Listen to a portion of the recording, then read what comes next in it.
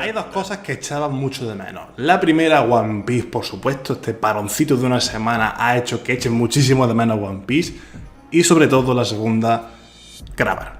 Y es que tenía muy poquito tiempo, la verdad, entre el trabajo, los estudios, en fin, el día a día típico que todo el mundo puede tener. Me han impedido que pueda grabar un vídeo durante prácticamente 2 semanas. Pero se acabó. Ya, por fin, de nuevo, volvemos a la actividad. Muy buenas a todos, y bienvenidos un día más a mi canal. Yo soy Sir Crocodile y os traigo un nuevo vídeo de One Piece. Concretamente vamos a aterrizar sobre lo que ha pasado en este capítulo 1117.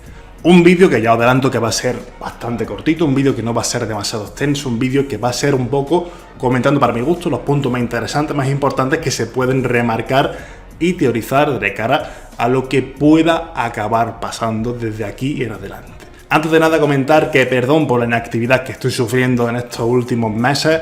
La verdad que con los estudios está siendo muy difícil de poder compaginarlo todo con trabajo, vida social, llevar una casa, estudios y sobre todo gracias por el apoyo que le esté brindando, aunque el canal esté en su hora baja en cuanto a actividad.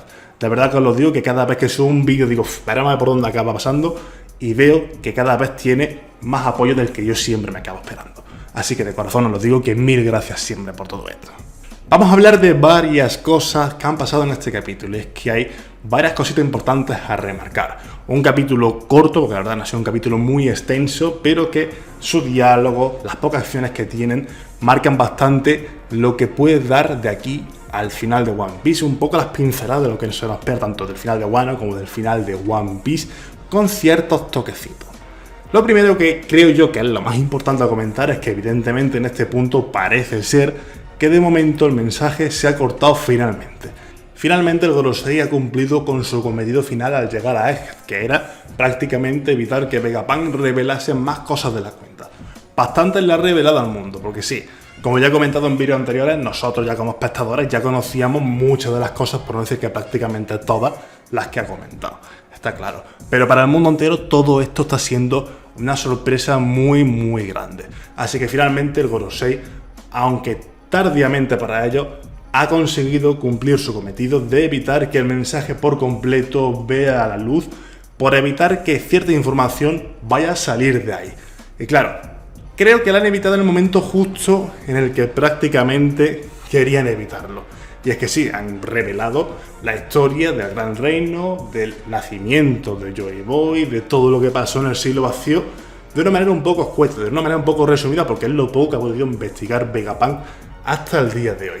Pero se ha quedado para las puertas de hablar sobre algo de los D y de lo cual podemos más o menos intuir por dónde pueden ir los tiros, pero tampoco podemos asegurarlo. De esto vamos a hablar al final del vídeo porque creo que merece la pena dedicarle un apartado más extra a esa parte.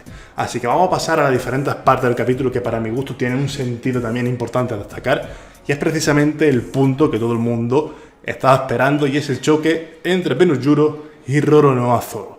Un enfrentamiento muy esperado por muchísimos años por todo el fandom de One Piece. Todo el mundo en su mente ha idealizado este versus posible y que finalmente, aunque pueda ser de manera breve, se ha acabado por dar. Y es que es verdad, este versus era algo que, joder, todo el mundo esperaba, pero es que con la presencia que tiene Benojuro, que yo creo que es sin duda alguna el Gorosei que más impone, que más presencia tiene de ellos, es sin duda alguna el personaje idóneo para enfrentarse directamente a toda la banda y sobre todo a Zoro y Jinbe también, que es quien lo está acompañando para evitar que el caos se desate con todos los Mugiwara. Un dato curioso, antes de pasar a otra cosa a utilizar de este capítulo, es precisamente ver que ya hemos visto finalmente las 3 Kitetsu creadas en el universo de One Piece. La Sandai Kitetsu, la Nidai Kitetsu y la Shodai Kitetsu. Y es que todo el mundo pensábamos básicamente que Benojuro iba a tener un vasallo Owazamono, eso era seguro. Pero es curioso aquí con todo esto que no para Oda de darnos pistas de que Benojuro muy probablemente sea un tío que proviene de Wano y que sea un traidor del país hermético de Wano. Y sí, ya no solamente por la vestimenta que porta el señor, sino precisamente por todo el cúmulo de cosas que tiene. Primero, los conocimientos sobre la apertura de las fronteras de Wano con el indicador de que, oye, si se abren las fronteras o no, todo lo que puede indicar. Es decir, me refiero al conocimiento que Benojuro precisamente tenía sobre las fronteras del país de Wano y de la importancia de que sus fronteras se abrieran al mundo. Segundo, y creo yo que la más importante a destacar ahora mismo, revelada recientemente y que indican precisamente de que este pavo además también viene de ahí conjunto la información que ya sabe, es precisamente el arma que porta, la espada que porta. Es precisamente esa una de las grandes pistas que nos da a entender que Benojuro es un tío que proviene de Wano. Y esa es precisamente el que porta la Shodai Kitetsu.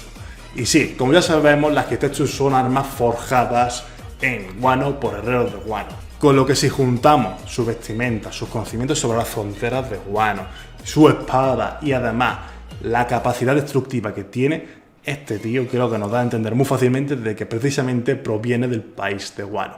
De hecho, creo que puede ser uno de los enfrentamientos más guapos que podamos ver. Dos personajes ligados con el país de los samuráis. Roronoa Zoro, que proviene de una familia que llegó desde Wano en el pasado, y luego tenemos también el caso de Benojuro, que todo lo que lo rodea nos van a entender que este señor provenía de aquel país, del país de los samuráis. También a modo curiosidad, pues bueno, tenemos en la primera viñeta del capítulo a Jin, a Krieg, por ahí. O sea, echábamos muchísimo de menos poder ver a Jin y finalmente lo hemos visto ahí, en Hachinosu, escuchando el mensaje. Sobre el mensaje, creo realmente que va a quedar totalmente cortado. Creo que precisamente esta parte del mensaje, la que se está revelando ahora mismo, no se va a escuchar por completo. Va a pasar a la parte del final, porque la interferencia va a cortar todo el núcleo importante del mensaje y luego todo el mundo se va a quedar como diciendo, vale, ¿qué has dicho? ¿Qué ha pasado aquí? Y todo el mundo va a querer saber qué es lo que se quería referir de los tíos. Porque claro, a fin de cuentas son unos actores muy importantes. Grandes personajes de la historia reciente de One Piece han sido Rock D. Shebeck, Goldie Roger, Porgas D. Ace, Marshall D. Teach, Trafalgar D. Waterloo, Monkey D. Luffy, Monkey D. Garp, en fin, tenemos un repertorio bastante amplio de personajes que portan la D en su nombre y que han sido muy importantes para la historia reciente del universo de One Piece. Entonces, este mensaje de seguro que no solamente le va a interesar a ellos, porque evidentemente no va a ser solo que le vaya a interesar a ellos, sino que le va a interesar a todo el mundo, porque evidentemente saben que ellos, sin quererlo, acaban siendo parte muy importante de la historia. Y claro, si teorizamos sobre qué es lo que querría decir Vegapunk, que no vamos a saber hasta llegado el momento, porque no lo vamos a ver hasta que precisamente llegue ese momento en el que Nico Robin consiga esa información de los Poneglyphs, la estudie y nos la revele, ¿qué será ese mensaje? Pues bien, os lo digo aquí del tirón, lo que yo pienso y siento que puedan ser los tiros, y creo que es lo que prácticamente todo el mundo está pensando. Lo curioso es que dentro de todo el diálogo que hay una nota de traducción cuando hay la interferencia al mensaje. La nota de traducción dice, en el diálogo aparece Mo, lo cual indica que es una partícula o en un caso aislado, una palabra entrecortada. ¿Realmente querría decirnos algo con esa interferencia justo en ese momento Oda? Podría ser realmente, podría ser que Oda nos quisiera dar una pista sobre realmente algo importante ahí. Pero creo que simplemente era el enlace a todo el mensaje que quería dar en ese punto. Y ahí se quedó la cosa. Entonces yo creo que Vegapunk, teniendo en cuenta que durante todo el mensaje ha bordeado la historia del siglo vacío, ha comentado lo poco que sabía para el mundo entero, creo que aquí precisamente iba a hablar de los D para dejar claro que ellos son actores muy importantes de todo el pasado y también lo van a ser del futuro que se espera de aquí en adelante. Y entre ellos existe un traidor. Generalmente toda la gente ubica a los D en un mismo clan, en un mismo grupo y que todos son prácticamente del mismo lazo. Pero creo que aquí lo que Vegapunk quería decirnos es que precisamente ya en el pasado hubo un traidor por parte de los D y que en el presente hay alguien que sigue esa corriente, que sigue esa voluntad heredada desde el siglo vacío. No en sí que haya impostores, porque no creo que en sí el mensaje que quisiera dar aquí Vegapunk es que, oye, dentro de los D que hay en el mundo hay un clan de impostores, sino que precisamente hay un traidor en sus filas. Hay alguien que dentro de los D no es realmente el D que todo el mundo podía esperar, sino el D que en el pasado vendió al gobierno mundial y que en el presente sigue siendo alguien importante. Hace no muchos vídeos atrás estuvo hablando sobre precisamente esto mismo, sobre quién podía ser el traidor del siglo vacío, por supuesto, si era alguien relacionado o no con los Di, con lo cual, si me acuerdo, os lo pondré por aquí arriba para que le echéis el ojo, porque creo que se quedó una teoría bastante interesante que creo que os puede acabar de gustar bastante. Así que por mi parte creo que poquito más que comentar, Nakama, creo que aquí se acaba el vídeo. Esta semana traeré algo de lo que tenía planteado para el mes de mayo, segurísimo, porque tenía una pecha de vídeos así interesantes que pudieran gustaros, cosas que ya en el canal eran habituales y que, bueno, se quedaron un poco en el aire con el tema del trabajo, los estudios y demás, y que ahora finalmente desde abril, mayo, ahora van a ser cuando vean la luz. Así que Nakama, espérate ya que esta semana volvemos con las pilas puestas, volvemos a la actividad y espero que de nuevo estés ahí para reventarlo. Un gran saludo y nos vemos en el siguiente vídeo. Hasta la próxima, Nakamas, y yo seré el rey de los piratas. Que no, que duda.